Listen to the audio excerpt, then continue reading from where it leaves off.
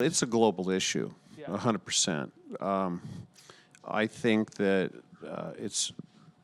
pain medication is very important. It's one of the greatest things that was invented. I've had to have a lot of surgeries because I really messed myself up on stage, and I don't take that back. Diving off the top of amps, breaking guitars. I had to have my shoulder basically reconstructed last year, and the bicep was torn off. This side, I have to have a really crazy surgery coming up after we're done with the movie, and I'm going to need to use pain medication for a short amount of time to get my body so I can heal.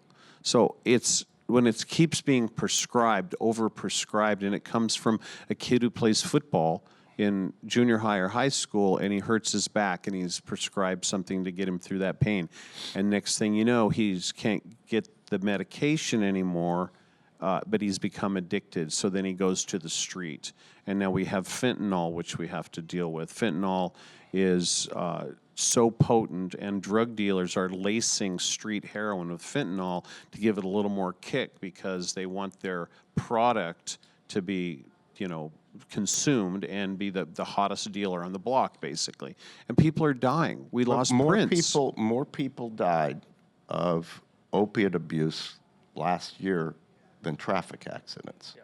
And this guy for 11 years has been trying to explain to the world, whether it was speaking in Washington, D.C. with Patrick Kennedy, to bipartisan groups, whether it's this musical, op-eds, going on television. He's too modest. The bottom line is he knows what it can do. Kids, grandparents who get prescribed it are ODing. In Canada, the guy that's going to do projection for the musical didn't really know what we were talking about, and we told him we wanted to lower everyone's fees so we could go to 100 cities, not 20, and then Broadway, or Broadway in 20 cities. And he lowered his fee in half. Trucks, busing companies, everyone's doing it. He's participating, which is so nice to see the ball rolling in that direction. I sometimes get really frustrated that we're now calling an epidemic. It has been an epidemic since the 60s.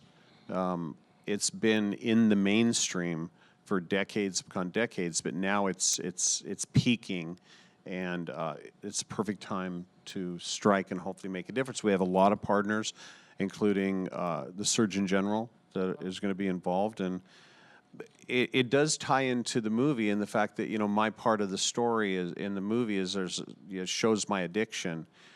I'm trying to take things that happened in my life and turn them into positives.